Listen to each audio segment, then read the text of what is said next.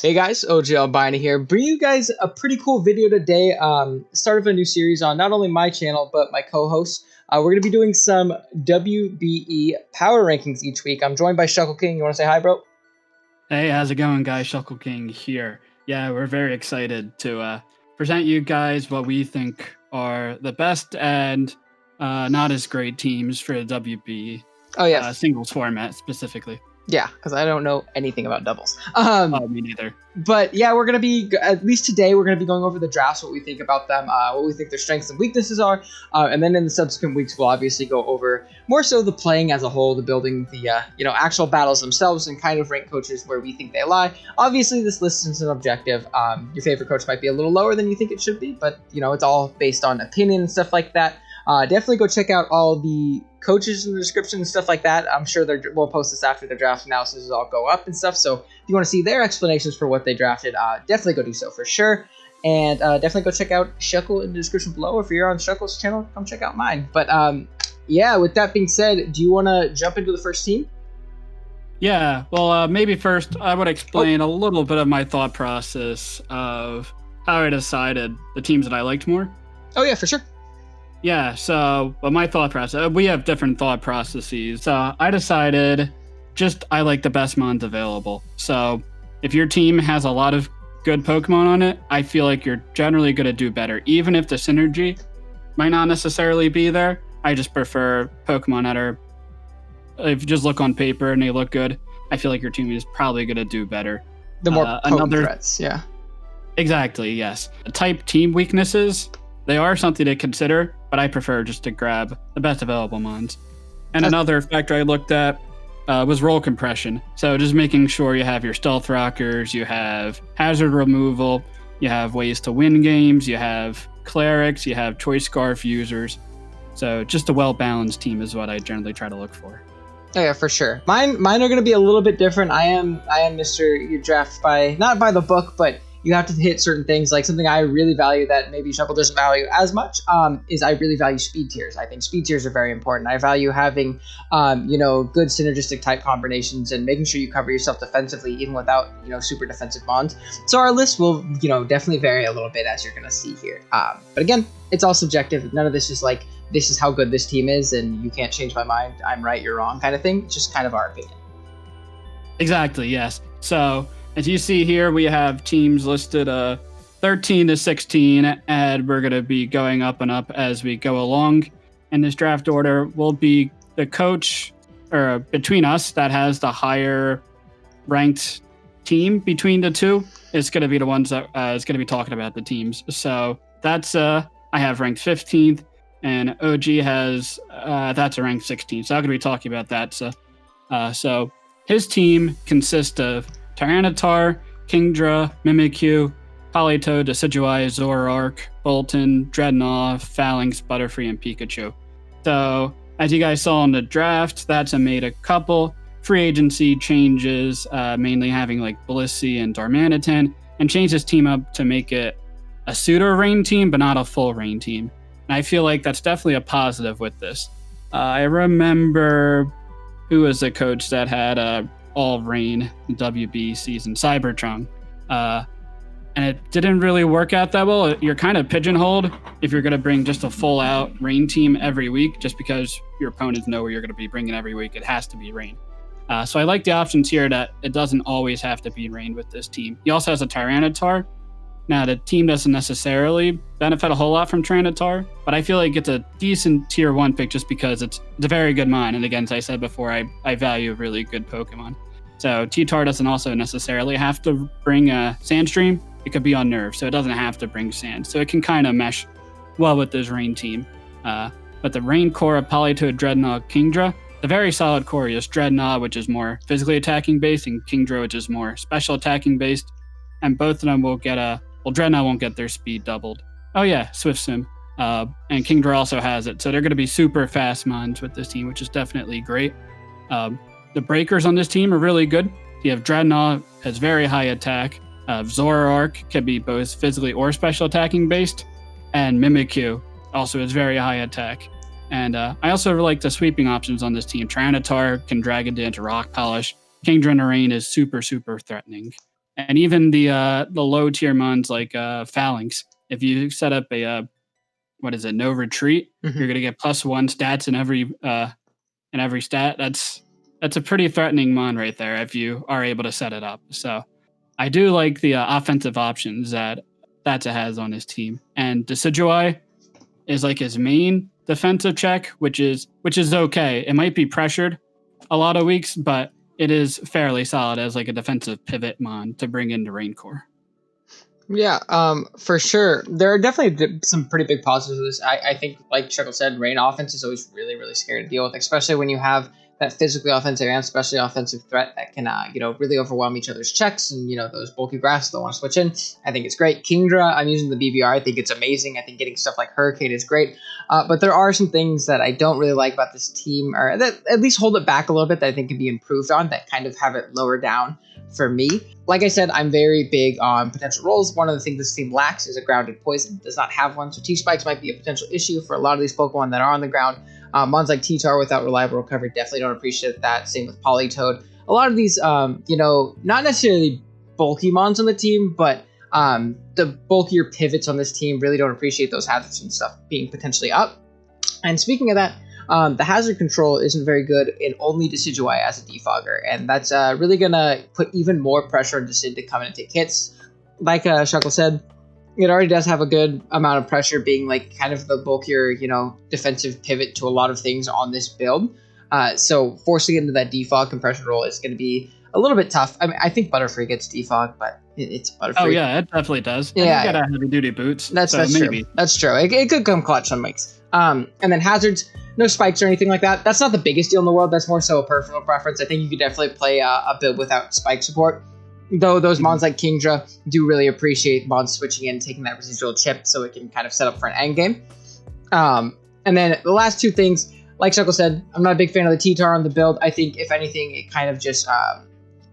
I kind of think it, hurts the team a little bit, because obviously you can't really run Sandstream very often, which is really going to cut into one of the main things that, T-Tar is really, really good at, and having that ridiculous Spadestat in the sand. If it's running on Nerve, or, and you don't want to cut into your own rain turns and things like that, that's really going to really cut into, which is unfortunate. And then the last thing is those last two tier 5s, especially in Butterfree and Pikachu. I feel like they could have been a lot better. They could have been filled with better value, maybe a low tier spike, or maybe a grounded poison. Like, there's different things that this team could have grabbed with it. That could have, better valued it other than those two bottom. Because while they definitely have their niche uses and they can come in a matchup, they're not like completely useless Pokemon. They're not the best value out of that tier 5 slot that I feel that he could have gotten. The Gen 1 hate, man. You gotta love You know me, yep. Yeah, unfortunately. Unfortunate. But yeah, so next, I have ranked 16, you have ranked 15 is Fruit Berries. So, Fruit Berries, coach of the George Gumi, has a team consisting of Clefable, Magnezone, Alola Marowak, Xatu, Golisopod, Ditto, Vileplume, Hitmontop, Malamar, and Rhydon. And Haxorus. And Haxorus. I must have totally skipped over it. Now, this team, the top couple ones are very, very solid. I love Clefable in a draft league setting. It's definitely at least a top 5 Monogalard X. I think this thing, it's incredibly versatile. It's incredibly bulky. It can be incredibly strong with, Calm Mind, Life Orb sets, or even just Life Orb 3 attacks I've seen do work. It's a great rocker. You can, Wish Teleport shenanigans, which I think is really good in this team in conjunction with slower breakers like the Alola Marowak that has good, decent natural bulk. Getting that thing in for free with, a Wish Teleport pass into something that, Clefable doesn't really appreciate, like a potential steal or something like that, is really going to help this team with, give it a lot more breaking power, getting that thing in for free just to click buttons. I'm a big fan of that mon. I think it's really, really strong. Another really big benefit to this team, speaking of field types, is going to be that Magnezone. I really like Mag Clef, and when you take into account Haxorus as well, they don't appreciate a lot of steel types. While Haxorus and Clefable obviously both get coverage, it's nice to be able to take away those checks that can potentially stop them winning in an endgame, especially like a Calm Mind Clef. You're going to force those Corvo Knights to run Shed Shell, which is obviously really, really nice for this team in particular, and gives them good momentum and things like that. So I really do like the Mag pickup. And then obviously the momentum's pretty solid on this team with at least the teleport support is very solid on this team with Clefable, Wish teleporting, like I said, and the Xatu, which is actually another Trick Room option, which gives this team another facet because it is a bit on the slower side, unfortunately, but there is some very strong mons that can take advantage of the Trick Room. like that aforementioned Alola Marowak, like a Golisopod, which is super slept on and super strong, or even a Rhydon. It's another very, very strong mon that people think of in a defensive role, but under a Trick Room, you get up a Swords Dance, or you're just, max adamant or something like that, you're going to be punching a hole in an opponent's team. So I think that's really, really solid for it. And that's basically my solids and, up points to that. What do you think, Shuckle? Yeah, definitely. So yeah, Clefable's probably at least a top 5, probably a top 3, top 4 mon in the format. So definitely great to be able to get Clefable. For the most part, I'm kind of underwhelmed by most of his picks, actually. I'm not a big fan of Magnezone. Now, Magnezone is a fine mon in and of itself. It loses Hidden Power, which is a little bit unfortunate, but it does get a Body Press, which is a cool tech. But Magnezone is your tier 2, which basically means it's going to be your second best mod and something you're going to have to bring every week. It just doesn't seem that great in that type of role where you could have gotten a lot more in an offensive mod and a lot more speedy of a mod than Magnezone. The main issue with this team is just so slow. You have Haxorus as your fastest mon. So if Haxorus is your fastest mon, that means you have nothing, base 100 speed and faster. So a lot of teams are going to be able to run a lot of bulk on their very fast mons. And that's going to be problematic, especially with Ditto. Usually your faster mons are going to be frail. And it's going to be harder for Ditto to revenge kill those mons just because they're going to be bulkier than what you would imagine them to be, because they don't have to run a lot of speed to already outspeed the entirety of the team. So even though you do have Ditto kind of speed control, it's going to be tough for Ditto to actually revenge in the way that you want it to. Though you do have a really, really solid Trick Room team in general going. This is basically full out Trick Room with the Haxorus. So Trick Room it's fairly unreliable. And if mons have Taunt or ways to prevent you from actually setting up a Trick Room or have their own Trick Room setter or sweeper, then it's going to be problematic. Because I think it's Golisopod the slowest mon. That's only base 40 speed. So teams could even have like a Reuniclus that's even slower than the whole team and actually benefit more from the Trick Room. So yeah, they're definitely the main weaknesses of this team. Yeah, for sure. Next up, though, I believe we have Moet. Do you want to talk about Moet's team a little bit here? Yeah, Moet, coach of the Wakanda Weaviles. He has some really, really cool mons on this team. Volcarona, Gyarados, Venusaur, Duraludon, Seismitoad, Galvantula, Avalugg, Surfetch, Volibee, Claydol, and Marianne. I have no idea how to say that mon, and I don't really care a whole lot. But the positives of this team, definitely got the best mon in tier 4, which is Seismitoad. Seismitoad, I feel like definitely would be great in tier 3. Even in tier 2, I wouldn't fault someone picking up the mon. It's one of the best and reliable Stealth Rock setters in the format just because there is no more Hidden Power Grass. So it's a lot harder to take down Seismitoad. The offense is really, really cool on this team. I like a lot of the setup options in Volcarona and Gyarados, which can both boost up their speed and win late game. Further boosted by that is he has Galvantula. So if you have Galvantula setting up webs and a Volcarona can get +1 speed, or a Gyarados gets +1 speed, it's going to be almost impossible for you to revenge kill because you can't run boots to if you run boots to ignore the sticky web, then obviously you're not going to be Choice Scarf to be able to revenge kill. So I like the combination of speed that the Volcarona and Gyarados provide. Venusaur, really, really cool breaking mon. Unfortunately, it doesn't have Auto Sun on the team, but it could still function really well outside of Sun, or there's also mons on the team that can set up Sun for it. Surfetched, I feel like it's a pretty underrated breaker, and I feel like that was excellent value that he got towards the pretty far end of the draft. He was able to get Surfetched, and I think that was a great pickup there. No reliable recovery on the mons that handle rock types was like the biggest issue that I had with this team. Like Seismitoad will get worn down pretty quickly. Claydol also doesn't have recovery. Duraludon, it's not that great of a mon for tier 3, but other than that, I really like the options that he had there. And his momentum is pretty nice with a Volibee, Teleport Claydol, Galvantula, Bolt switching into Volcarona, and Gyarados. So I feel like they're a pretty solid combination that he has there.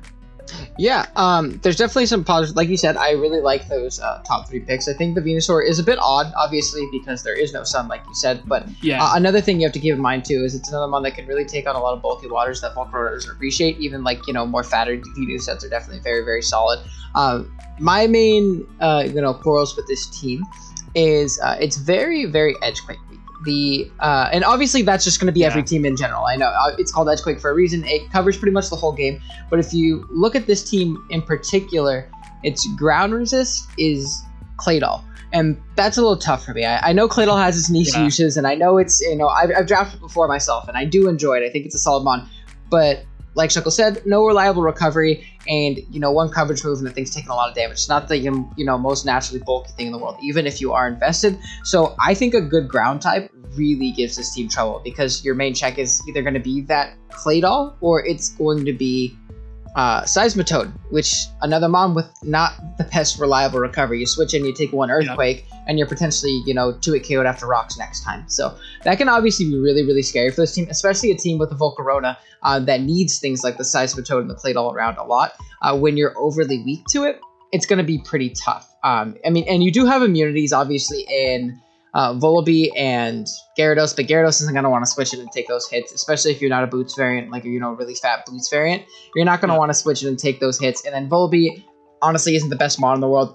It also makes me nervous for this team against, really good, like those bulkier Psychics that can potentially set up before Volcarona can come in, because I don't really respect Volibee as a dark type stopping those, because usually can't beat them 1v1 because your knockoff's doing 25%, so that can obviously be really, really scary.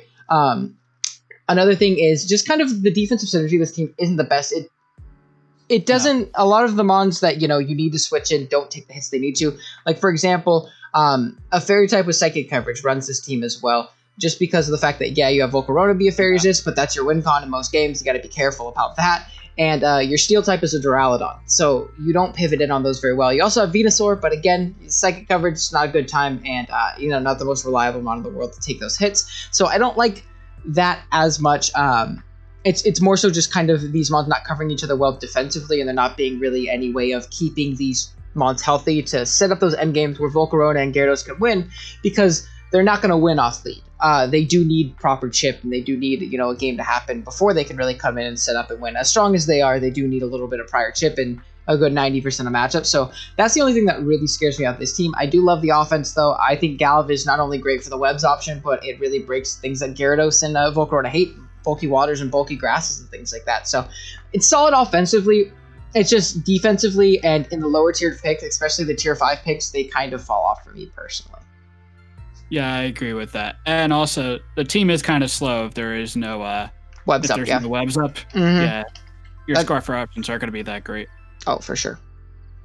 So moving on to the next slide. So we have these next two teams ranked as 13 and 12.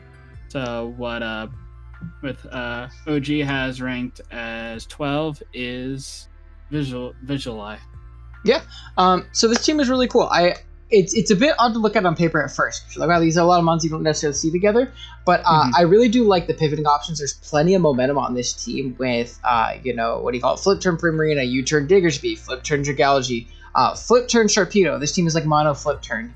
Volt switch, Rotom Fan. So there's a lot, and obviously U-turn Jirachi. So it really does set up the end game for those mons like a Scarf Diggersby to clean, or like even an Agility Diggersby to clean, or Sash or Zam, or Life Orb Zam or something like that, to really put in a lot of work for this team. I do love the pivoting options on this team. I actually think the double Psychic Core and Zamrachi is kind of cool. It's definitely not the most common thing you'd see, but I do think having Zam there allows Rachi to function in a lot more of a defensive role, which I think this team really, really does appreciate. Taking on a lot of those fairy types that this team actually hates right now, because there is no other fairy resist on this build. So it really does open the door for things like Wish Rachi to really thrive and do well, to where it's not forced into that Scarf role or that Calm Mind role because you need it to be the win con this week, because you have Zam in the back to obviously do so.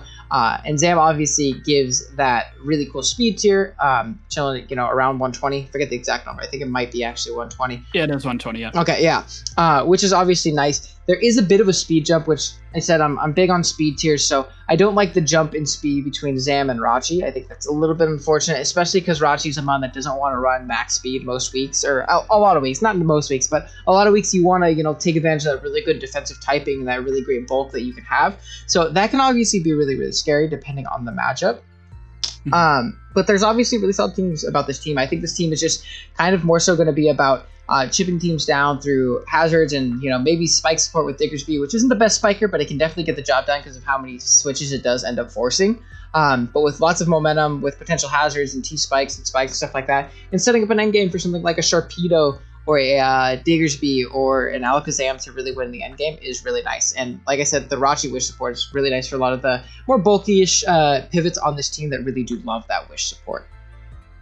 Yeah, definitely. Yeah, spikes is definitely an interesting aspect with Diggersby. It's not the best spiker, but it does force a lot of switch-ins. That's an interesting point. If you can get a lot of spikes up, I feel like this team could be pretty decent with all the momentum options that you have and chipping stuff down. Sharpedo, he also got this pretty late on in the draft, and I felt like this was maybe a top 5 tier 4 pick. I thought it was crazy that it didn't go for as long as it did. With Sharpedo getting close combat and flip turn, that just seems like an awesome combination for Sharpedo.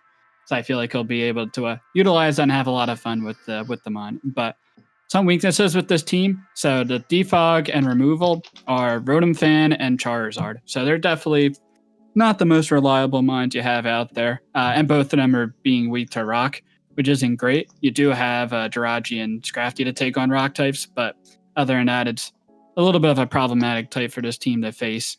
Another weakness, I would want a better spiker than Diggersby, honestly, on this team if you have so much momentum and forcing a lot of switch-ins. I feel like something a little bit more reliable than Diggersby would have been nice with this team. This team doesn't have a cleric, and that's something that I feel like this is like one of the roles I feel like almost every team should have.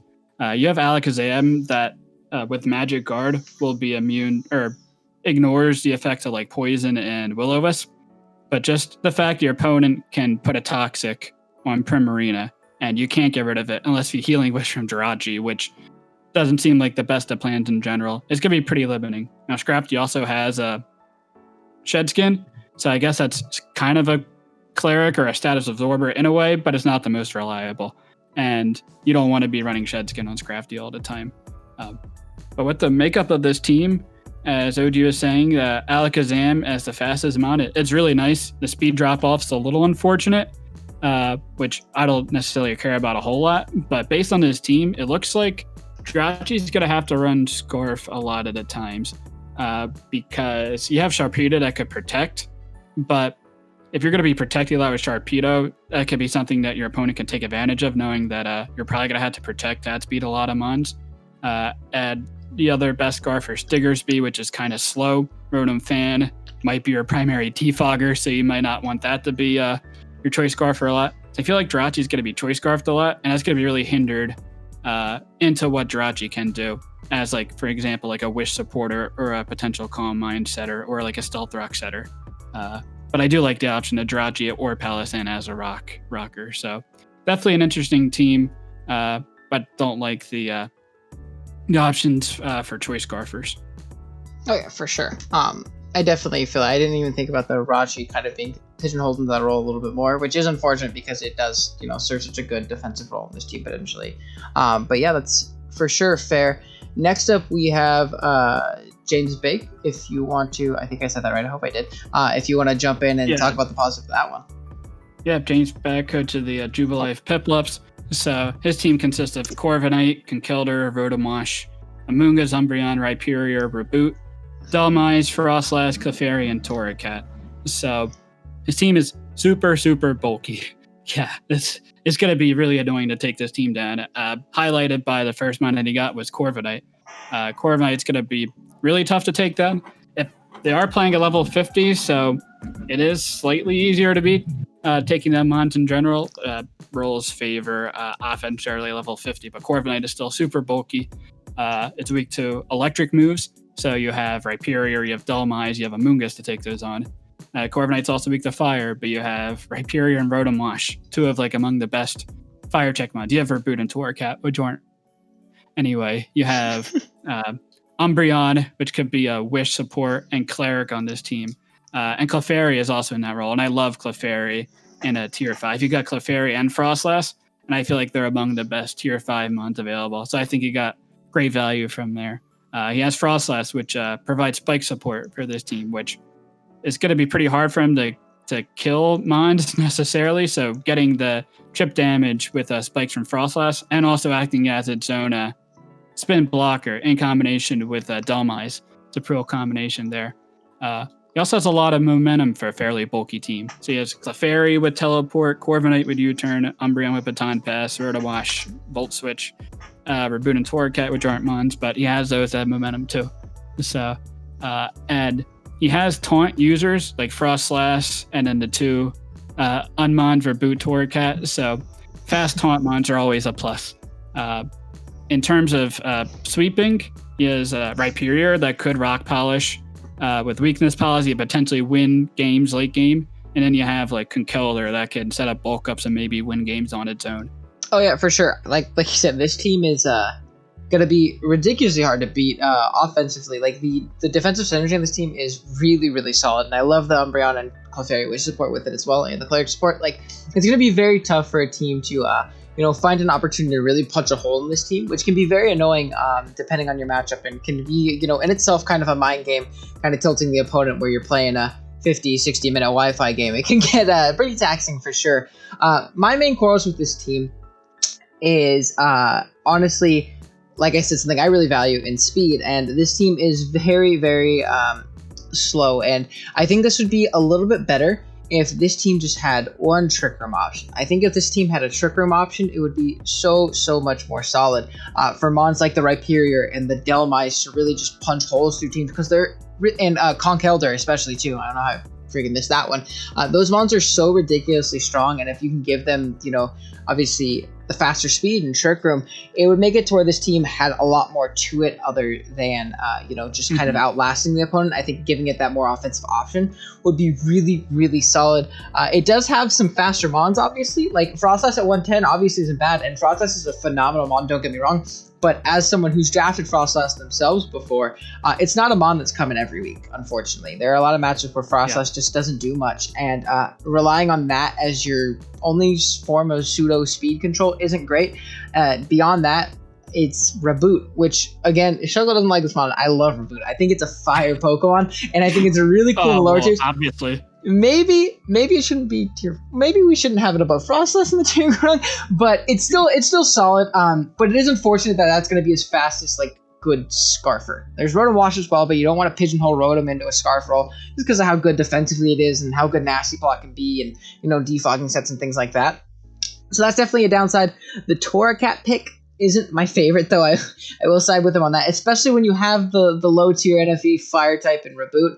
Torracat doesn't offer much more to this team, in my personal opinion, so maybe dropping that for a low tier Trick Room setter, if there's any left, could honestly be really, really solid for this team. I would actually really like that if it could. And the one tiny quarrel I have, this isn't the biggest deal to me, but something I noticed is its offense. This team's offense, which isn't the most. Like, there obviously is strong breakers and strong mons, but all of those breakers are physically offensive. So that can be a downside in itself, because of the fact that in a draft setting, your opponent can see all the things that are scary versus me are physically offensive. I can run super defensive spreads on all of my things, not really care about the spell side, because the only especially offensive mons are somewhat strong on this team are going to be Rotom Wash. And that's not, Rotom Wash isn't like a, oh no, wall breaker. Like, Nasty Plot sets are definitely terrifying and hard to switch into, and the dual stabs are great.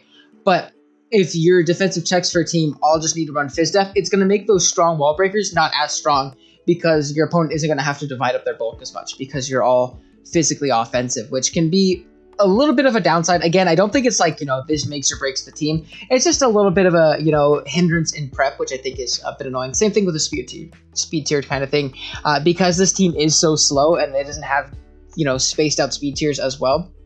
A lot of those faster mons that aren't super strong, they're going to be able to run Adamant. They're going to be able to run Modest. And despite your team being really bulky, if they're Adamant and Modest, it's going to make those 3-hit KOs, 2-hit KOs, and things like that. So that's obviously scary. But like I said, the defensive synergy is definitely there. It's just there's a few things that kind of hold this team back for me personally. Yeah, definitely agree with that. So the next team we have here is Patty Trills.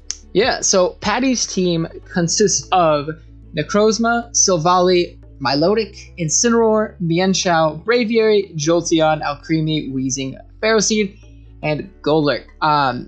First off, obviously see Necro. Necro, personally, I'm a huge fan of in draft. I think this thing is so unbelievable, and I don't know how, but at this point, it's still really slept on as a mod. It's so incredibly versatile. There's a set for Necro to win in 95% of matchups, I think, between Calm Mind and Autotomize and Swords Dance and Dragon Dance and Cosmic Power now and a bunch of things like that. No, not Cosmic Power. It gets Iron Defense, my bad. And Iron Defense and things like that and Stored Power, and it's obviously a great rocker. It has phenomenal coverage. It can be, a really, great defensive check to a lot of things just because of its typing and the Prism Armor. Amazing Pokemon, and it's a great Pokemon to build around. I think it's a great tier 1, so that's obviously great off the bat. And I think it's pretty decently supported here as well. There are some mons here that really cover the things that Necro doesn't appreciate as much in Incineroar and Mienshao. Incineroar beats those bulky Psychics, Mienshao beats those Dark types and things like that, and they both break Steel types for Necro, which it does have coverage for, but it obviously really does appreciate those mons that just naturally take them on and chip them down, because Necro isn't the strongest mon in the world, at least off rip, so you do need a little bit of chip prior, and I think those things really do help. Hazard Control, he definitely has decent removal options and things like Silvally and Braviary and Weezing and things like that. I wish his rockers were a little bit more reliable, or maybe, in a higher tier. I think Ferroseed is good value. I think Golurk is also very solid in tier 5, especially with the Poltergeist buff and things like that, being a very strong very strong offensive rocker.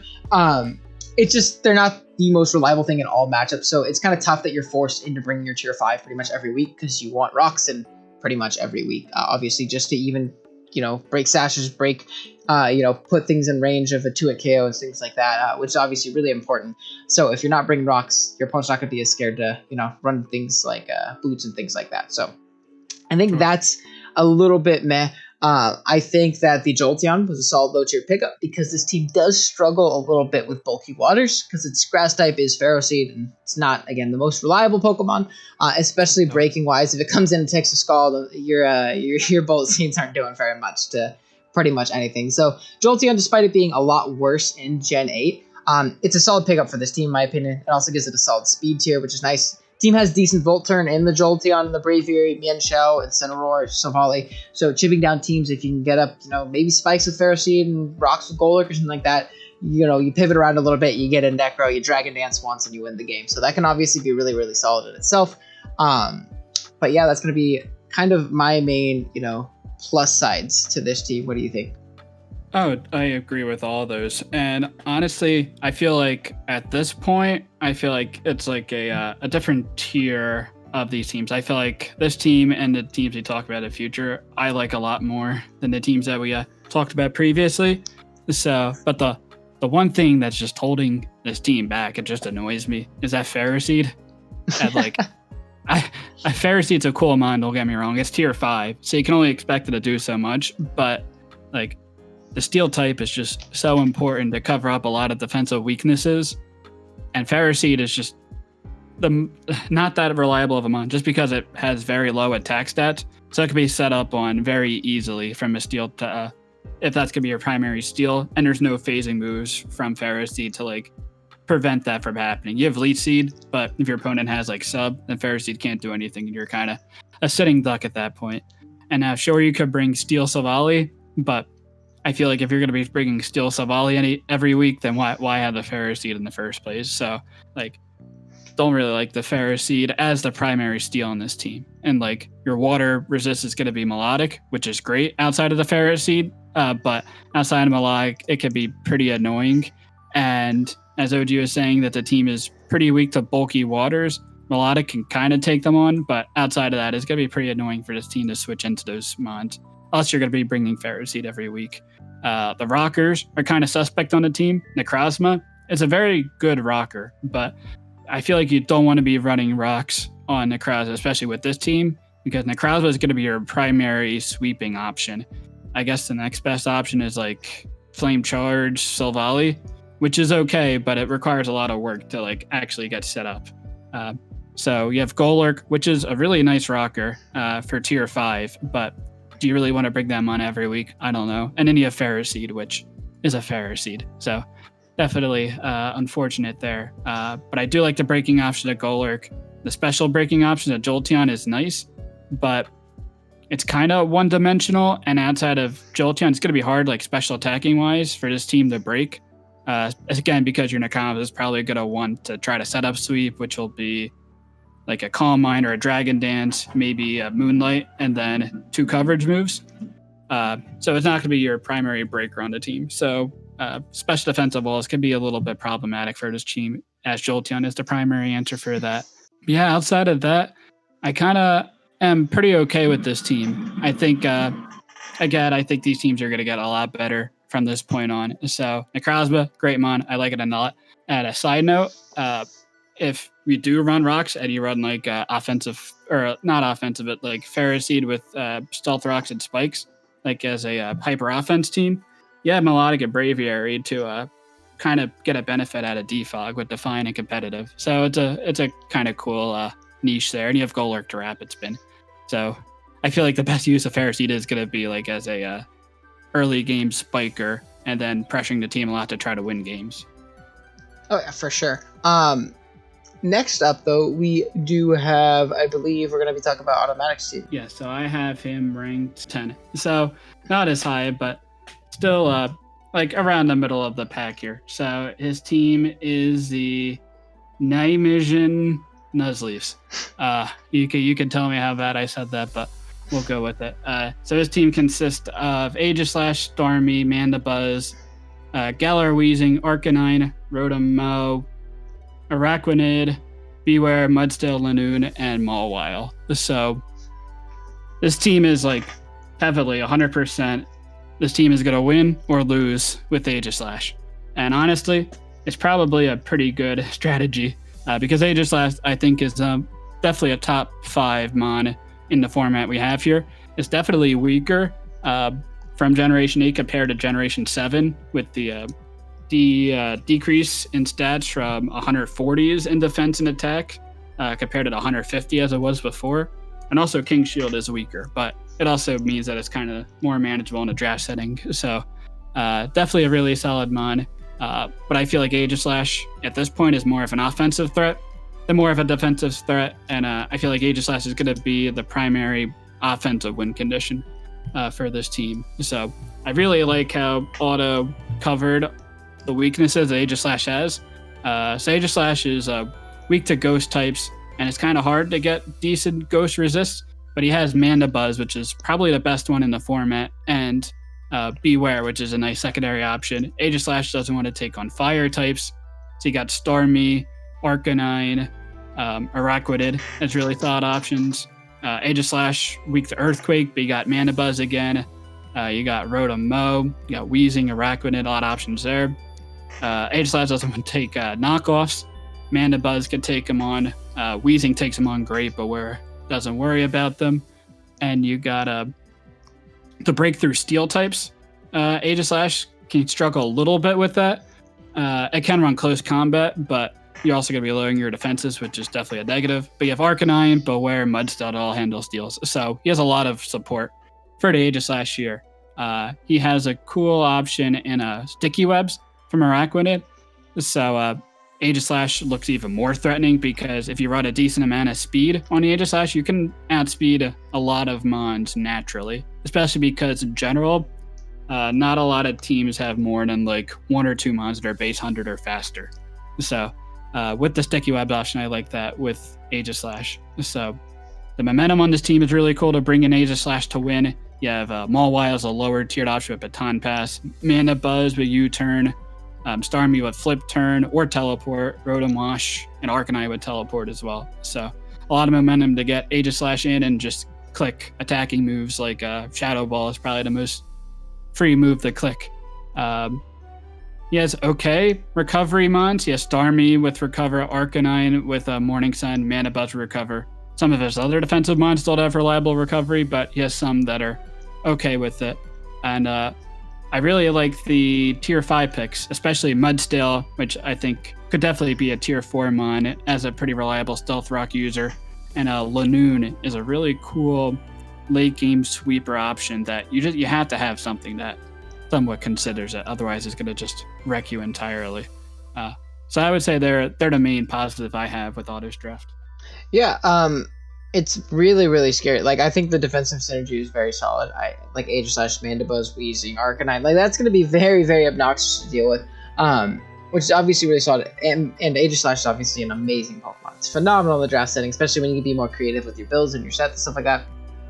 For me, like I've been saying throughout this whole video, something that's very important to me is speed tiers, and this team really does suffer with that in my personal opinion. You have Starmie, which is obviously a pretty fast mon, but then you have an entire, like a whole drop off all the way down to, I believe it is Rotom-Mow, and that's about a 30-point drop in speed, which again, with these bulky teams, I think it really does hurt them in letting those mons run Adamant and Modest and things like that to really help break through your team a little bit better. In my opinion, that can be very, very annoying. So I'm personally not a big fan of that. Another big thing for me on this team especially is obviously you do have the Aegislash and you cover it well defensively. But I think one thing that Aegislash, in my opinion, when you draft it is not necessary, but like almost necessary, is having wish support with it. Being such a good defensive type, even if you're more offensive sets, you're going to just naturally be able to take on a lot of things defensively, and being able to switch in and out and pass wishes and do it, I think is really, really, really nice. And I think that's a pretty big L to not have, wish support with AG, because you're going to be a lot more pressured to, hold it in the back or not hard switching on things and really take advantage of how good of a Pokemon it is defensively and offensively. You're going to be a lot more scared to, be aggressive and switching in on a move. If once you take a hit, you're taking that hit, basically. So I think that's very tough.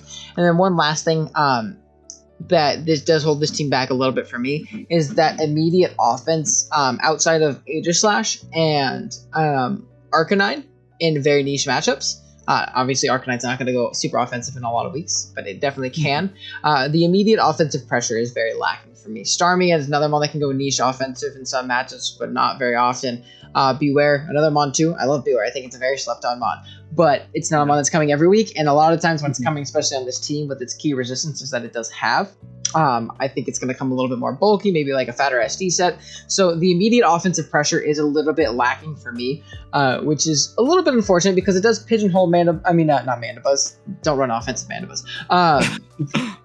It does pigeonhole that Aegislash into that offensive role, and yes, it is a lot better offensively this gen, more than defensively in all honesty, but it's still in draft, especially, it still has that Steel Ghost typing with 140 in both of its defenses. It's still amazing defensively. So when you're kind of pigeonholing it into that role, that can be a little bit unfortunate for me. Other than that, though, the team is very, very solid.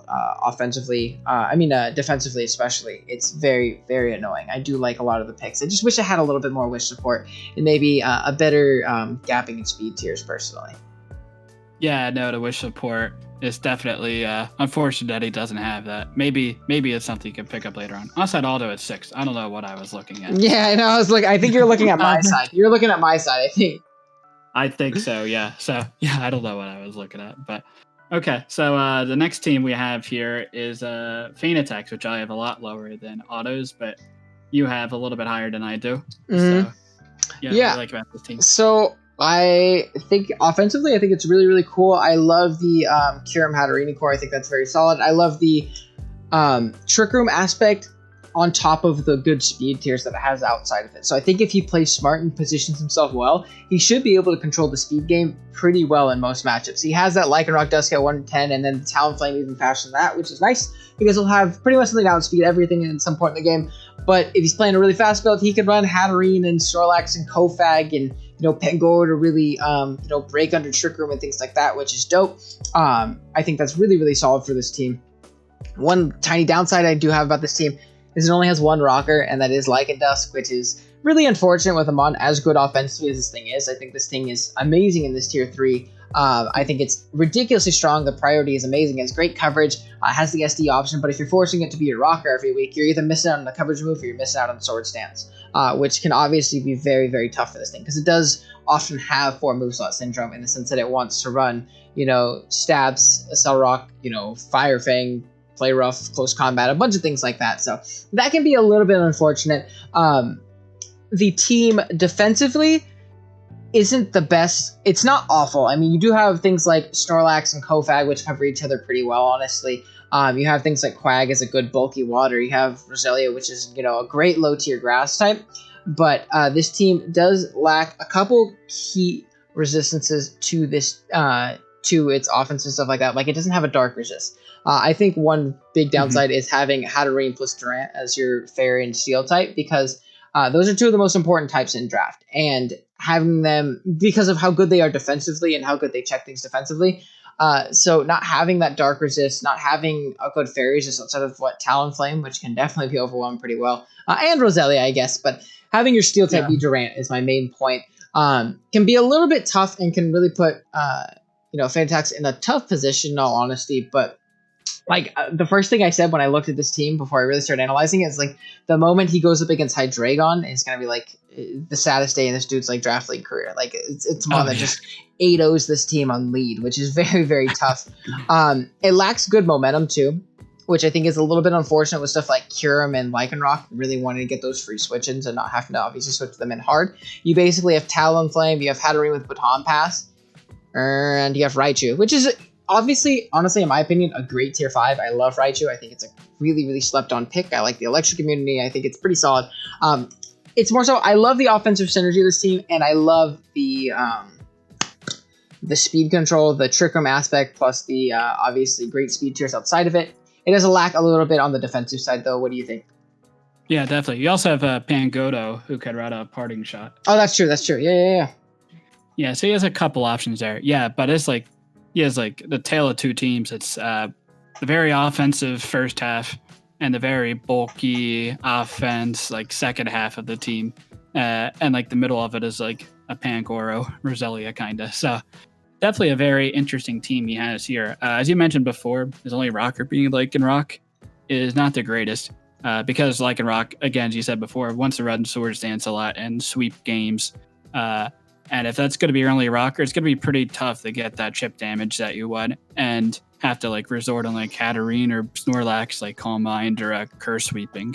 You don't want to do that. You want to chip down your teams. That way your more offensive ones like Hero can pick up kills that you wouldn't get otherwise without having rocks up. You also do have spikes in Roselia and Toxic Spikes, but how many times you bring Roselia? Probably not a lot. And I love Roselia. Don't get me wrong. The defog and Talonflame. Talonflame's a pretty reliable defogger with heavy-duty boots and priority flying moves at 100% health. So you will be able to get off a priority defog every time if you really wanted to. But how many times do you want to run defog Talonflame and, again, go away from what it's good at, like Swords Dance, maybe sweeping, or U-turn and gaining momentum throughout a match? And if you want to be very aggressive with your like trying to bring in Hatterene on a stealth rocker, like Hatterene, you probably want to keep as healthy as possible to maybe late game Calm Mind or late game Trick Room with Life Orb sweep. So you don't really want to be bringing your Hatterene to predict rocks or predict hazards every time. It seems really, really risky. But outside of that, the ground resist being Talonflame is kind of not that reliable. Now you do have like Quagsire that could take on ground moves. Pythagoras could take earthquakes, but they don't resist, and they're going to get worn down fairly quickly. Quagsire does have recover, and Quagsire is like one of my favorite tier 5s that was available, so that was a good pickup. But again, I don't know how many times you're going to be bringing Quagsire to matches, so definitely the weaknesses there is the hazard control game, and it's very important in Draft League. But other than that, I really like the combination that he has with this team. Probably the best Trick Room team that we have available. Oh yeah, for sure. Next up, we have the Philadelphia Scissors. You want to talk about Chimpex's team? Oh, I definitely do. This is probably the most controversial team that we have out of all of them. I probably wanted them even higher than I had initially, but I kind of tempered my expectations. So I have them as 5, as you can see here, and on the previous slide, OG had them ranked 10, and that's probably generous because I convinced them to move it up a little bit. Yeah. So his team is Zeraora, Scizor, Klefki, Crook, Lucario, Quillfish, Slurpuff, Jellicent, Siglith, Appleton, and Gourgeist. So, as I said before, like, I like getting good mons, and I feel like he got like among the best mons that were available in close to all the tiers, or at least like in the average. I don't think any one of his picks you can necessarily say was a bad pick in the tier that it was in. I could probably say that was the case for every other coach. I don't know if I can say that about Chimpax. I think he got a lot of great value, and I'm guessing that's what he was going for with his draft, was just getting the best mons available and figuring out maybe other weaknesses and synergies later on. With Zeraora, I would say after Dragapult, it's probably the best mon available. So great value that he's able to get it at pick 3, I believe it was. Yep. He has Scizor, which could probably be a tier 1 or like a low value tier 1, and he got that in tier 2, which is great. He got Lucario in tier 4, which I don't know how it ended up at tier 4, but take advantage of what they give you. Like Sigalith in tier 5 is also insane value. So yeah, good mons help a lot. His rocker is Crocodile, and yeah, Crocodile. So it's not the most ideal situation there. He does have 2 solid spike options in Klefki and Quillfish. So if he can get spikes up in the game with occasional rocks, I feel like that's not the worst thing in the world. And he has a lot of removal. So I feel like he can play the hazard control game fairly well. If he wants hazards up, he can get them up. If he wants to remove them, he can remove them with Scizor, Klefki, and Sigalith all capable of removing hazards. So he has a lot of control in that matchup. And he has Gourgeist and Jellicent to rapid spin block. So 2 very solid defensive ghost types there. The breakers on this team are really cool. You got Crocodile, you have Sigalith with Life Orb is really nice. To complement the sweeper options like Zeraora with Calm Mind or Bulk Up, you have Scizor that can SD sweep. Lucario can SD or Agility. Does it get agility? It gets a speed boosting. Yeah, I think it does get agility, yeah. Nasty plot, but yeah, it gets set nasty plot too. Yeah, so a lot of really cool offense options with Lucario, and Slurpuff can belly drop, potentially win. So he has 3 steel types, and I'm sure OG is going to talk about in a sec, but steel types are maybe the best type or among the best types in Draft League. So having a couple decent steel types, I feel like, is not necessarily a downfall if you're able to defensively synergize with it. So steel types are all weak. All of his steel types are weak to fire, but he does have 2 water type mons. He has Appleton, which is basically resisted to fire. So really solid options there. All the steels are kind of weak to fighting, with the exception of Klefki, but he has 2 ghost types. So I feel like he covers his weaknesses pretty well, even though he has a lot of overarching type synergies on his team. So yeah, no, I really like the options that he has going forward here. Yeah, so there definitely are positives to this team. Like Chuckle said, Zeraora is amazing. I absolutely love the Pokemon. I think it's amazing, especially in a limited dex. And with Scizor, I think that's a really solid Volt Turn core as well. Obviously, Zera isn't going to run Volt Switch every week, but it has the option to, and they really do cover each other phenomenally offensively.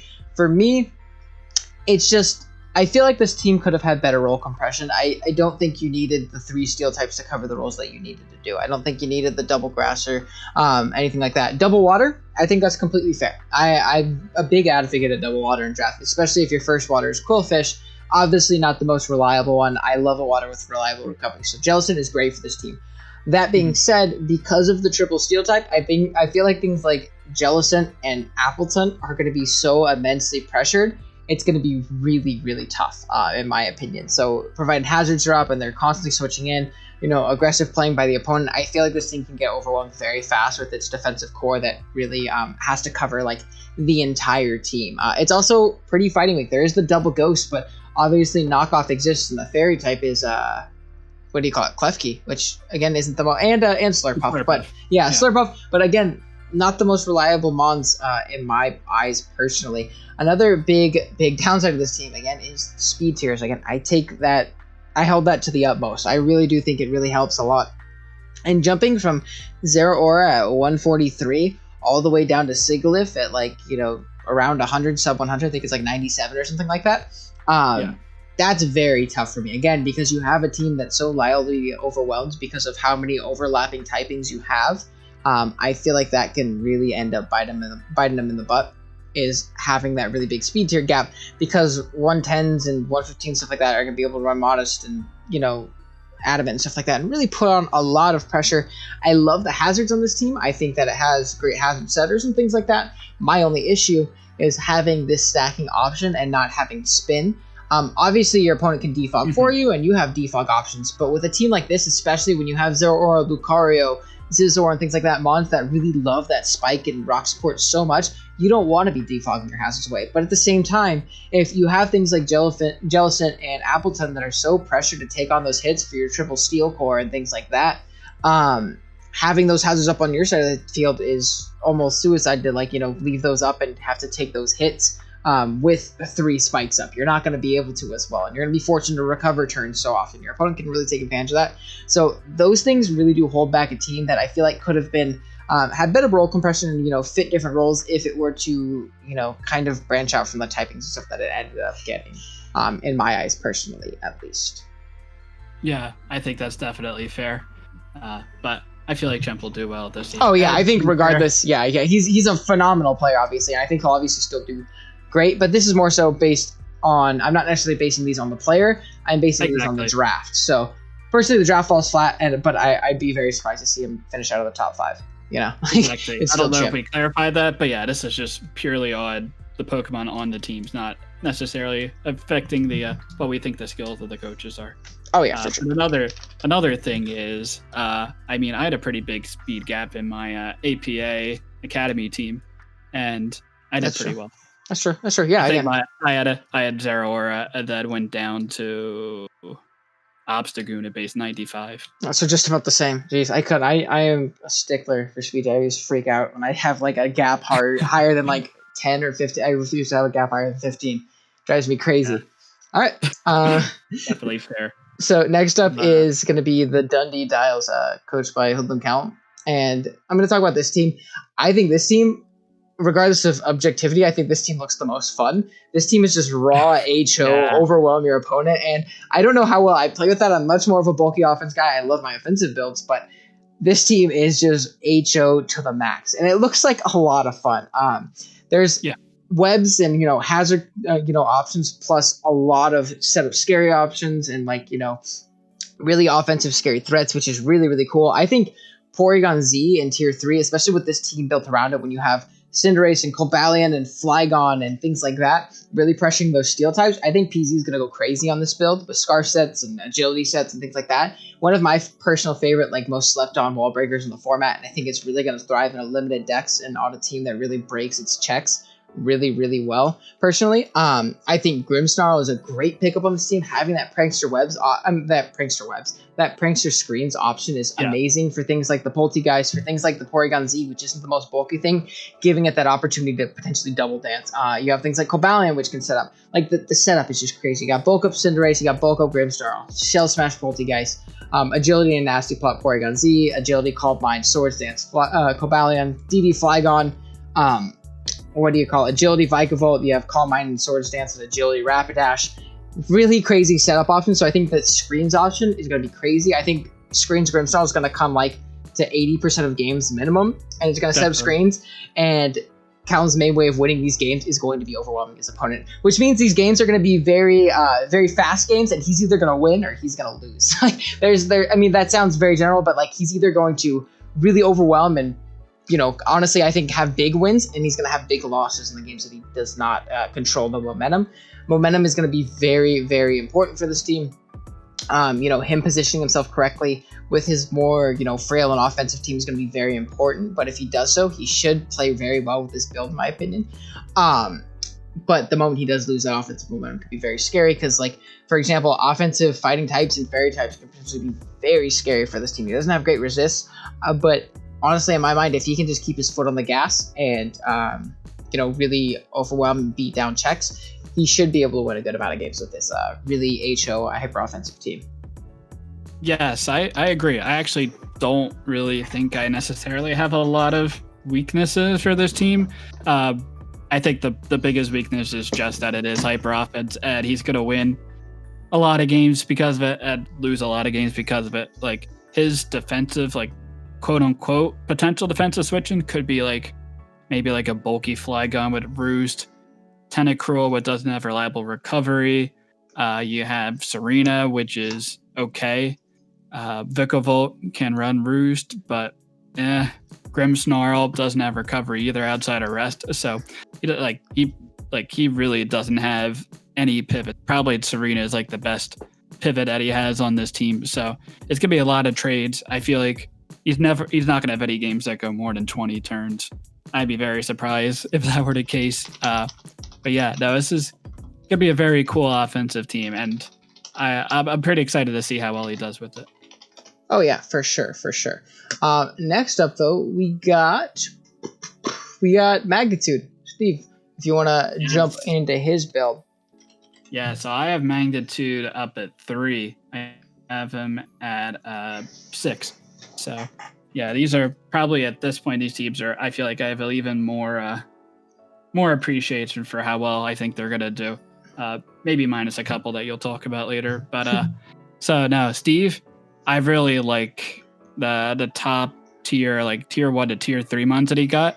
And I feel like Como is a great mon to get in that tier 1 slot, considering that it was later that he got them on. Ferrothorn in tier 2, super solid.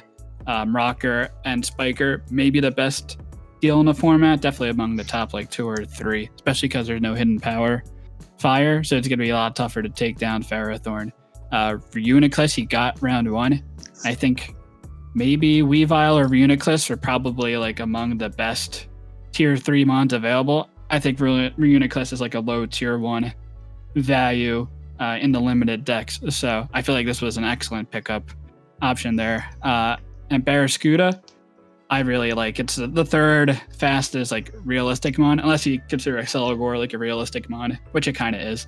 So we'll call it the 4th fastest mon in the meta. And with its access to getting flip turn, is just great. So like a really, really fast mon to gain momentum. It's always a positive to have on the team. And it really doesn't need rain to do well. And he doesn't really have a rain team anyway, but I feel like it still will function pretty well outside of rain because it did get flip turned. Some of his lower tier threats are okay, especially like the Chandelure in tier 4. I don't know how like that got put in there, but he got it, and I feel like that's going to be excellent value as like a middle tier choice guard, choice specs, heavy duty boots, strong fire type mon. That's going to break really well for the Uniclus and the Como. I like the lower tier mons that he got, like Cincino Manectric. So you have a lot of fast momentum mons on the team. You got Cincino. So I'm talking about like OG a little bit with the speed tiers we got here. We got Cincino at 115, Manectric 105, Comfy at base 100 speed. You're not going to run a lot of speed on Comfy usually because it's got priority Draining Kiss and such, but you still got 4 momentum mons that are really, really solid to bring in like a setup Como or a spec Chandelure or like a Trick Room Uniclus or like a standard Calm Hand Uniclus set. So I really like the offensive options he has there. And the defensive synergies I feel like on the team are pretty well with Ferrothorn, Uniclus. Mantine is I feel like a really nice addition with tier 4. Kind of wraps up like the really strong ground weakness that he has in this team. Mantine can handle the ground types at least okay in that regard. So yeah, I think they're the main things I really like about Steve's team. Oh yeah, for sure. Very, very scary team. I love Como. I think it's a super slept on mod, especially if you're allowing Clangor Soul. Crazy setup options, crazy bulky, great rocker, amazing Pokemon. And then obviously the Uniclus is ridiculous in tier 3. The Chandelure is great value in tier 4. Like you said, my main issues with this build is you kind of touched on a little bit. It's very ground weak. It's very, very ground weak. There actually isn't, I don't think, a ground resist on the team because the grass type obviously being Ferrothorn, which is, obviously a phenomenal Pokemon, but not resisting ground is very tough, especially when you don't have other checks to it. So Mantine does help a little bit with that, but it's not the most physically bulky mon in its own right as well. So I think it's another team a lot like Mo's where it's incredibly, incredibly Edgequake weak. A good ground type with a Sword Stance Up is kind of just going to run through this build. Obviously, Barraskewda is a great way of revenging that, which is obviously really good, but again, not the most reliable mon in the world. Barraskewda is a little bit out of place. I like the speed tier that it offers, and I think it's a lot better now than it was pre-DLC, obviously, where it was basically before the DLC dropped, it was basically this is a rain mon and that's it. Now it has its functions outside of it with a good speed tier and momentum options. Solid for this team, and he can potentially, have some range shenanigans pop off with the Barraskewda and the Mantine. I definitely don't tout that in the slightest. So that's definitely an option, but it's a little bit more hard to pull off, but not the worst thing in the world. Another thing I noticed is Cinccino is obviously a solid Scarfer, but not a mon that's coming every week. So that really does pigeonhole that Chandelure into the Scarf role, a lot like Rachi with Fiz's team. And again, I don't think that it's a bad Scarfer. I think it's an amazing Scarfer. But Shandy also has great other sets it can run. I love Self-Calm Mind. I love Specs, just clicking a button, killing something. There's definitely a lot of options with Chandelure that you're kind of missing out on if you're kind of pigeonholing into that Scarf role. But it's a very, very solid team overall. I love the defensive core and Pharaoh, Ryuni, Mantine. Kamo is a great tier 1 to build around, in my opinion. Really chipping teams down in order to get in. And the hazard stack options with Ferrothorn and Drapion instead of T-Spikes and things like that can obviously be really dope as well. So definitely a very solid team. Yep, definitely. So next we got my boy Uzi in the Bullet Punch Club here. So what do you like? I think you're a little bit higher on his team. Yeah, I love this team. I think this team is really, really cool. I love Hydreigon. I think it's honestly one of the best mons in the format. I think it's amazingly versatile. It getting Nasty Plot and Dragon Dance is a more niche option, but mostly Nasty Plot is great. It has great coverage. It's great mix. Momentum options. It gets Roost. It gets Defog. And I think this team in particular really does support it super well. I think Scolipede in Tier 2 is an amazing pickup, especially if Baton Pass plus Speed is allowed. I don't remember for sure if it is or not. It's but not allowed. It's not? Okay. Well, regardless, I think the Scolipede option really helps. It gives good Spike support and T-Spike support, and it gives a good offensive Fairy Killer, which I think is really important with Hydreigon, especially for choice sets. Being able to U-turn, catch those things, go into your Scolipede, maybe even potentially setting up a Swords Dance and being SD dual stabs plus EQ and running through teams, because there's not many teams that can really take on a Scolipede in draft as well as they can on like a standard Spogon OU team, just because a lot more of those mons aren't as common. You're not going to play a Skarmory every week, like there's not going to be as many great checks to an offensive Scolipede despite its middling attack stats. It can be really scary with a Life Orb and just good coverage moves and being able to outspeed everything. Rotom Heat's another really good mon with Hydreigon being a really reliable Fairy Resist opposed to Scolipede, which is a little bit more frail. I do like the Rotom Heat Tangrowth combination as a defensive core. He has good Wish Pass and Licky Licky. He has potential Cleric options. The Espeon Field's a nice speed tier for him as well. Cabaraja is another mon I really like on this team. It's a good offensive Stealth Rocker that really appreciates Hydreigon U-turning in and out, getting it in on Fairy types and things like that. I think that with this build in particular, though, Hydra is going to be scarfed a lot more, which is really unfortunate because I think it's amazing in so many other roles, but this team in particular really calls it to be that mon that revenge kills, forces and fairies for the rest of the team to really take advantage of it. But it has really solid low tier options. I love Stunfisk. I think Togetic is actually pretty solid for this team. It's not the best thing to have Togetic as your fairy type, but I think it really does patch up a pretty big fighting weakness this team did have with its resist being Espeon beforehand. So that's obviously nice. The hazard game is very solid. Like I said, the Scolipede stacking option. There's a Rocker in Cabaraja. There's a Rocker in Stunfisk, which is another great low tier mon, giving him that ground type. I personally love this. Maybe it might be personal bias because I would love using this team. It has great speed tiers. It has some of my favorite Pokemon on it. I really do like this team a lot. Yeah, no, it's a very, very cool offensive team that Uzi has here. But a couple of things, and you kind of mentioned that the fighting resist in this team are pretty unreliable. You have Espeon, which is very frail and doesn't want to take physical moves that aren't resisted. So that's unfortunate there. At Scolipede, you don't want really to take any hits because you want to ideally either like early game setup spikes or late game setup sweep. So you don't want Scolipede to be taking fighting tips. SAA got Togetic, and Togetic it's not going to be coming to every match. It's pretty limited in the role that it provides, and it has really no offensive presence whatsoever. So it's kind of unfortunate. I feel like fighting types are going to be pretty problematic. Tangrowth naturally has really good physical defense, so it can take on some fighting types somewhat well, but don't really like that Tangrowth would be the primary mon to handle those. I kind of don't like the dragon options against this team either. Like a very strong dragon type is going to be pretty problematic, especially if it adds speeds via Hydreigon. Like Dragapult can be pretty problematic, especially if it's like a physical set to get past Licky Licky. Caparage is not the most reliable dragon resist, and Togetic is not the greatest either. Caparage is great offensively as a steel type, but as a defensive steel type, don't really like what it provides. And I would prefer in general to have a steel type that is more of a defensive check than an offensive threat, though it does kind of fit okay with the team that he has here. As you mentioned before, I feel like Hydreigon's going to be scarfed a lot just because Scoliped's obviously not going to be Scarfed. Espeon, you can run Scarfed, but I would say that's pretty niche mashups. Passimian is a pretty decent Scarfer too, but it's a little bit on the slower end, and you're not going to be bringing Passimian to every game either. So I feel like Hydreigon is going to be kind of pigeonholed in that role a lot, which is it's probably among the best Choice Scarf users in the tier, but again, you were saying before, it has the option of Nasty Plat, so you really want to give it the option to break with Hydreigon, so that way you can allow your Scolipede to win late game.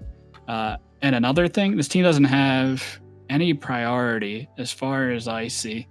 Now you kind of have like Scolipede that can protect and gain speed, but like if you have a Tracheon, if your Tracheon's at +2 speed, like I don't know how you're gonna revenge kill that. I think that just wins at this point because you don't have any forms of priority to like pick it off if it's low. So I feel like getting a priority option would be pretty clutch for this team. But yeah, no, I really like the offensive team that Uzi has here for sure. Oh yeah. Next up though, yeah, and I that's one of the things I did notice. The moment he goes up against Tarak is kind of the end of it. he has absolutely nothing for that Pokemon. But just throwing a couple berries on some things and hoping it can lure it. Next up though, we do have Pokegame's team. Do you want to jump into that one? Yeah, so we're getting to like the cream to crop here. I have Pokegame at 4 and you have him at 3. So Escadrille, Slowbro, Sylveon, Dracozolt, Gigalith, Roserade, Noivern, Vanillix, Alolan Persian, Kangaskhan, and Alolan Dugtrio. So Excadrill, really good pick. And he got it like, I think he was like pick 12 or something. He was pretty late in the draft order. So kind of crazy that he got Excadrill Sand in that slot, considering the unlimited decks. I feel like that was a great pick. Excadrill doesn't even need Sand to be that to be great, just because it does get the rapid spin +1 boost in speed. So it can function outside of Sand anyway. So Gigalith isn't always forced to come, but Gigalith is a really great Sand setting option, considering that the tier was in tier 4. That's like a great value for Gigalith. Like even if you don't have a Sand team, like getting a tier 4 Gigalith with the special defense that it has, that's just great value right there. So yeah, definitely great that he was able to get the Excadrill. And he also has a couple other Sand benefit users on the team. He has Dracozolt, which will have Sand Rush. So it's going to get double the speed because that's basically a 170 base power electric move. So that's going to be super, super strong. And obviously he could use Dracozolt outside of Sand as well with Hustle. And that's going to be hitting super hard as well. And he also has Alolan Dugtrio, which it's normally I would say it's like a mon that you probably don't want to draft, but in a Sand setting, I think it makes a lot of sense to get it. It basically gets a sheer force boost with ground and steel type moves with stab. So I feel like it's a pretty solid option and a pretty nice speed tier and a rocker. If he doesn't want the Gigalith or the Excadrill to rock. Though Gigalith is pretty reliable setting up rocks. If he doesn't want to bring Gigalith in the game, he can bring Dugtrio and be pretty solid in that role. I like the momentum that he has to get Excadrill into the game, or like Dracozolt with Slowbro with Teleport, Sylveon, Baton Pass, and he has 2 fast mons in Persian and Noivern that could both bring in Excadrill. So that's a really cool combination there. He's even has a Vanillix, which I really like in tier 4. It's going to be a very, very hard mon to switch into. And also could set up the Veil, so Excadrill can set up a Swords Dance and maybe sweep late game. So this team really provides a lot of good benefits to get Excadrill to sweep. And he also has Roserade to get spikes and T-spikes up, so that way Excadrill has to do less damage to kill mons. So I really like how he supports the Excadrill in this team. Roserade in Sand is kind of unfortunate because it can't run Synthesis as well, but you can run Rest and Natural Cure, so that's not the worst thing in the world there. But I also, in general, like the value that he got out of the mons in the tiers that they were in. So I think this is a very, very solid draft. Yeah, no, for sure. I even had it a little bit higher, but I'm going to be talking about the things that maybe I think this thing could improve on. Like Shuckle was saying, the Sand offense is great. I love Excadrill plus Dracozolt because Dracozolt and Excadrill really either overwhelm each other's checks or beat each other's checks very, very well. Dracozolt, especially just demolishing every bulky water in the game, is really nice for drill, in my opinion. I think his team's great in Sand and out of Sand, which I think is really, really important when you draft any kind of weather team. Make sure you can function if you don't have your weather. and I think that's obviously really good. Great hazard options, great speed tiers. My only quarrels with this team, my literal only quarrels with this team, I know that the ice cream is a solid Pokemon, especially in the tier that it's in.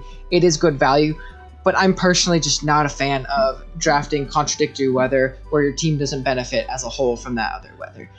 While Hail isn't obviously bad and it does get the Veil option, things like that, I feel like a lot of weeks if you're bringing Vanillix, you're kind of forcing yourself not to bring Sand offense because you don't want to reset your own weather and things like that, which can be a little bit unfortunate. Like I said, the team definitely can function outside of Sand, but I just feel like the Vanillix wasn't necessarily a necessary pick. And the biggest downside to this team, I know the Alola Dougie definitely does have benefits in Sand. It gives a fast rocker, it's Cell type, but it's just a bit redundant for me, especially when you have Drill, which is going to kind of fill that role that Dougie would fill in Sand, but better, in my opinion.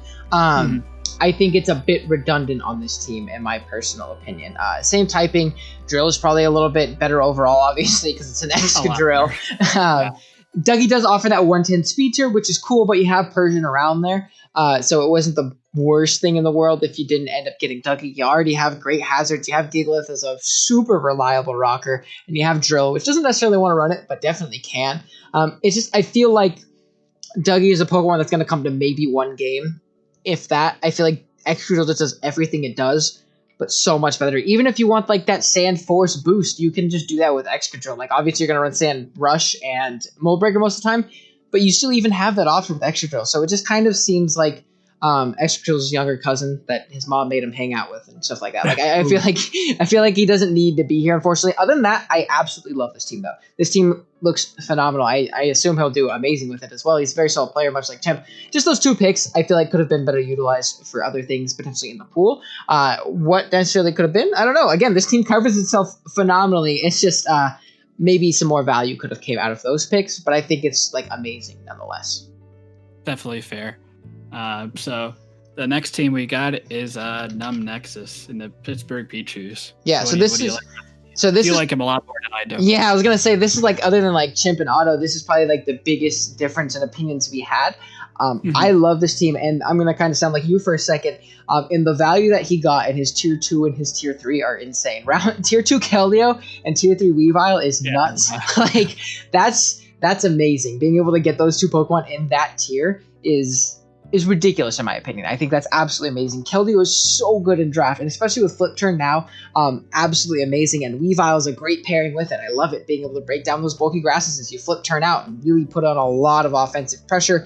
Rillaboom, well, it's not the strongest tier 1. It actually complements those two very, very well. It's a very solid mod in my opinion. It doesn't necessarily touch flying types very well, which can be very unfortunate, but there are things in this team that can take advantage of it. This team is great. Has great terrain abuse options and things like Heliolisk that really appreciate it. Colossal being able to take EQs a little bit better. Drifblim being a great abuser. Salazzle not really taking advantage because it's going to die anyways. But Hitmonlee being able to get that seed boost and be like a cool on burden set and potentially win games and be a good spinner. So it really does take advantage of the terrain, and it really loves the Rillaboom support.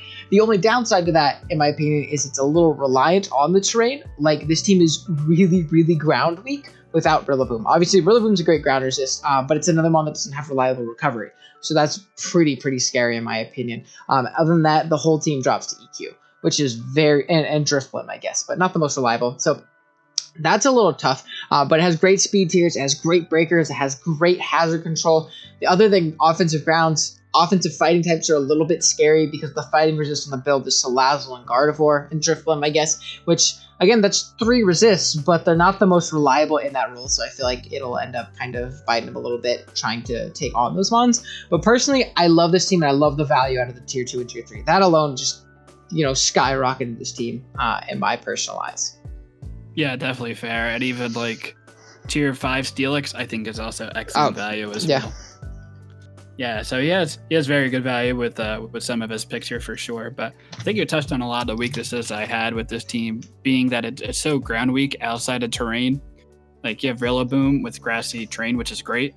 Drifblim, which I don't think is almost ever going to come. But something to note, it does get unburdened, so you could run grassy seeds with Drifblim, which might be interesting, but probably not. And any other ground resist, I think, is that it?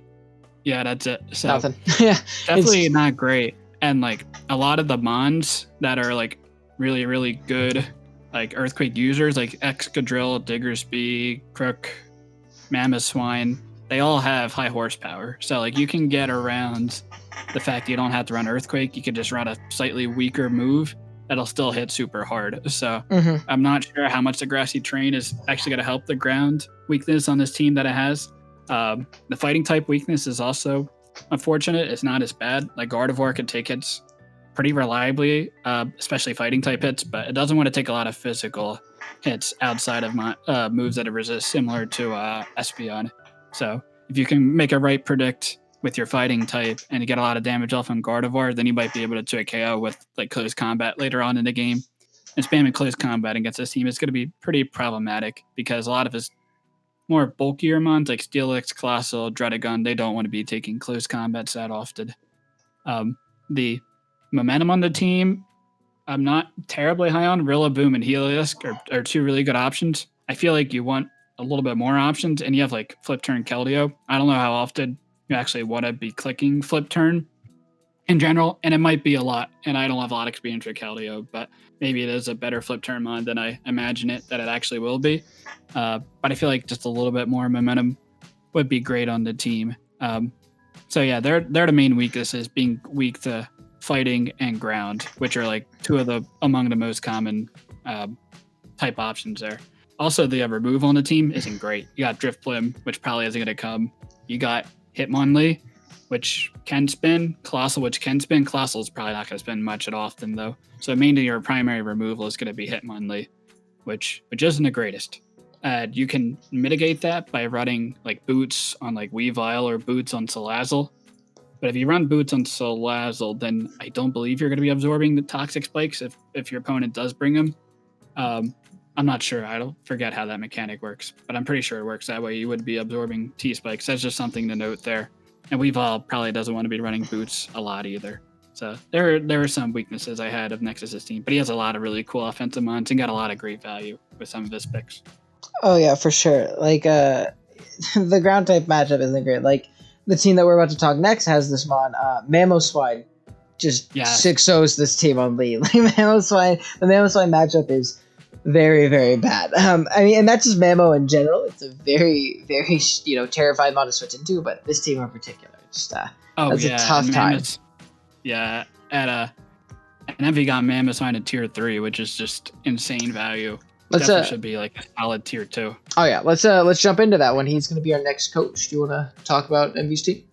Yes, Envy has Dragapult, Togekiss, Mamoswine, Obstagoon, Bronzong, Virizion, Centiskorch, Rodriguez, Lantern, Skuntank, and Shuckle.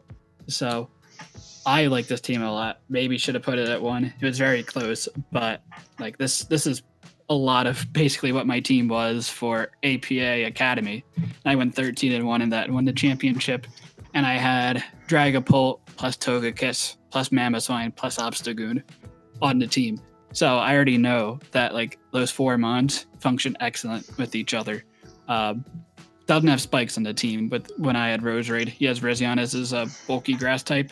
So having spikes would have been really nice on this team, but like you have so much offense anyway that you don't maybe not necessarily need the spike support to still kill a lot of mons anyway. Mamoswine, Obstagoon just hit so hard, and Dragapult can hit hard on the physical or special side. It can be kind of hard to predict. He has a lot of really solid rockers. He has Bronzong, Rodriguez, Mamoswine, and even Shuckle can come in niche matchups. Probably not going to be ran a lot. Hopefully it does because I like them on personally. But yeah, 4 rockers that I feel like are all capable of actually running rocks and can run rocks. He has good removal in Togekiss. That's like a great mon, especially with boots. To be a full HP, you can run Defog on that set pretty reliably. In case you do want to run Choice Scarf Togekiss, you can run a Skuntank with Defog. I'm not a big fan of Skuntank, but for tier 5, it's definitely okay value. So I feel like he'll be able to function with those two as his defogging options. Super solid offense, again, with the Obstagoon and the Togekiss.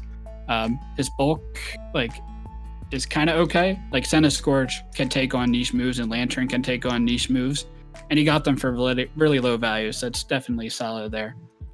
So yeah, they're the most impressive things I like about his team. I feel like MV can definitely win the championship with the type of team that he has here. And Verzion, my team had a very big speed gap. At least Verzion kind of helps with that speed gap a little bit. It's probably not good enough for OG, but it suffices for me. Funny you say that. That is definitely one of my notes. But no, this team is great. I think this team is very solid. Like you said, the offensive core of Goon, Mamo, and Dragapult is really scary. It's really, really tough to deal with. Offensively, the team is very, very solid. And Pult is, in my opinion, the best mon in this limited Galore Dex format. So that's obviously a great pickup and a great mon to build around. You mentioned it a little bit. I would have loved spikes for this build. The one thing that Pult does struggle is picking up certain 2-hit KOs and certain OKOs and stuff like that. Because while it does have great versatility and great speed and many options, it does kind of lack that breaking power sometimes. So having a spike or 2 up plus rocks is really going to make it a lot more difficult to switch into and deal with, especially because a lot of the Pokemon that are dealing with it are going to be grounded Pokemon, like your bulkier dark types and things like that. So forcing those things in to take a hit after spikes and rocks and things like that is a lot more nice in my opinion. But again, it's not something that loses you a game because you or like makes a team bad because you don't have spikes. It's a great added benefit, but it's not the best thing.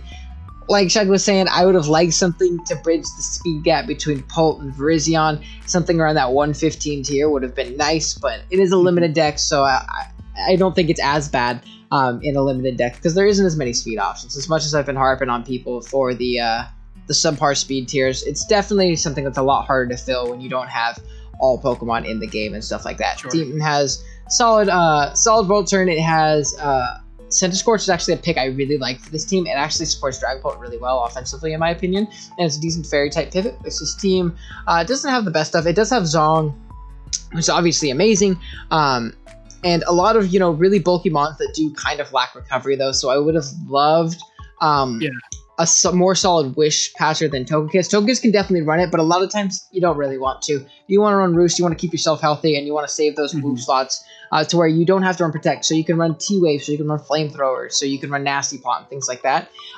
Because there are mons that really do appreciate that support, like Zong especially, Runerigus, Lantern, Centiskorch, they all really love having Fat Wishes passed into them, especially just to kind of keep this team up defensively, like the longevity. That would be really nice, but it's still an option. I've definitely run Wish Togekiss in the past. There's mons that you would think only Roost. Latias, which obviously is in the game right now, is another example. I've run Roost, Wish, Latias before, just so I can Roost myself and wish up something else in the back. So it definitely has those options. I think the team, other than the spike support, really does complement Dragapult really well, though. So I think he'll do really solid with this team. Yeah, definitely. But exciting to get to this last pick. We both had as number one. I think this is the only outside of like the bottom. Yeah, This is like the other ones were kind of near each other, but like the last couple we've been all over the place, so we can kind of come together for the last one. we have Seabad's team, and I think Seabad's team is nuts. His team is really, really good. Starting off with the first two picks there, obviously the Terrakion Gengar, those two are scary offensively together. I think that's nuts. And when you take into account the hazard control that he has on this team with Skarmory and Cloyster and, options like that, and the web support and Orbeetle, that's terrifying. I think the web support and, obviously the two really solid spike setters on this team can make it very, very tough. He has spin in the Cloyster, so he doesn't have to defog away his own hazards, which is obviously good. Good speed tiers. He has that Whimsicott at 115. And another thing I like about this team is he kind of realized Whimsicott isn't a good ground resist, and Whimsicott isn't a good fairy type. It's a good Pokemon, but it's not a good fairy type or ground resist. So he patched those up, and having a good, decent ground resistant Orbeetle and having a good low tier 5 Aromatisse to really kind of mesh together this really solid budget defensive core that he has, and stuff like Goodron, Miltank, and Aromatisse and Gastrodon, and obviously pairing that with bulkier mons, like obviously Skarmory is a bulky menace and it's chilling in tier 3, which is obviously really nice in itself. That's probably the third best tier 3 outside of Uniclus at Weavile. Yeah, and then you have Cloyster also really appreciate those Fat Wishes because it's a great defensive wall. Obviously not on the best side, but you have mons that can be that Spadef bulky mon, like Aromatisse. So I think his budget defensive core, while grabbing really, really scary top tier offensive threats in Terrakion Gengar, which cover each other amazing, is really, really solid for this team. He still does have other options for offense, though. Cloyster can definitely shell smash and sweep. Whimsicott is no slouch. Depending on the matchup, you're not going up against a great steel type. You can be an offensive Whimsicott, and you do have access to U-turn, so you can bait those steel types in and then kill something with Terrakion. Goodra is very strong. So personally, I think this team covers itself really, really well. Yeah, there's very minimal things I can really complain about this team. There's not even really much coming to the top of my head other than Luxray isn't a very good Pokemon, but that's just personal preference, I guess. Yeah, I definitely agree with that. Like, yeah, Luxray is like, my mind's like, you could have just gotten something better. Mm-hmm. Yeah, it's you could have gotten worse. There are definitely worse tier 5 picks than Luxray that were made, so that's definitely not terrible. You also got Goodra in tier 4, which is just insane. And he got it pretty late in the draft, too. I don't know how Goodra lasted as long as it did. And Gastrodon, I love Gastrodon in tier 4. It's a really, really solid mod just because there's no hidden power again. So it's only weak to grass. So it's going to be pretty tough to take down. And he has a lot of grass resist, Whimsicott, Gengar, Goodra. Yeah, he has double Sap Sipper for it. Miltank. Yeah, double Sap Sipper for the Gastrodon. Have fun killing it. Like, it's, yeah. Man, this is a really, really good team. Yeah, so like the two downsides, I would say, like I had like a little bit better momentum. I add Luxray kind of helps with that a little bit.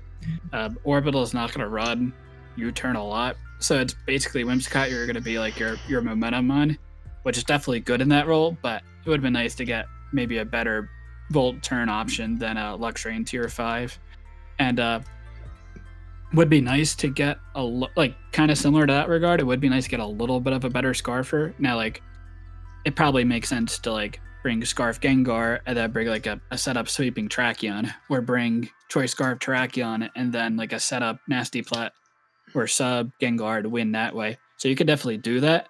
I feel like one of those two mods is going to have to be Scarfed every week. And like they could definitely function really well in that role, but I don't know if they necessarily want to do that every week. So it would have been nice to just get a third Scarfer that was a little bit more reliable than like Goodra. Oh yeah, for sure. But still really, really good. This was probably the easiest team for me to rank it for. At first I did have it a tiny bit lower, but at the end of the day, this team is very, very good. Yeah, oh yeah. Yeah, that's definitely fair. So yeah, this is our week 0 after free agent moves that happen after the draft, power rankings list.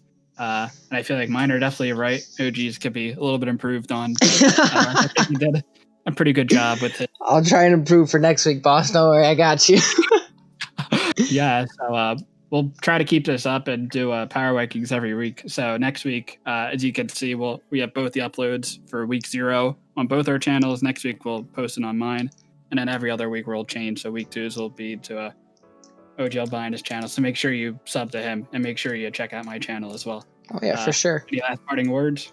No, I'm excited for the season. Definitely check back each week. And obviously, like I said, if you're here, you probably watched all the coach draft analysis first. But if you haven't, definitely go see why they did. We could have totally missed something that they're like, no, this makes my team amazing. And then, someone who we have really low could be like, wow, you might think like, wow, this team's way better than this team. So definitely go formulate your own opinions. Let us know what you think of the list definitely in the comments as well. Tell us, this is why I think this team's better, this team's worse, and stuff like that. Definitely open up that dialogue. But yeah, I think that should be about it.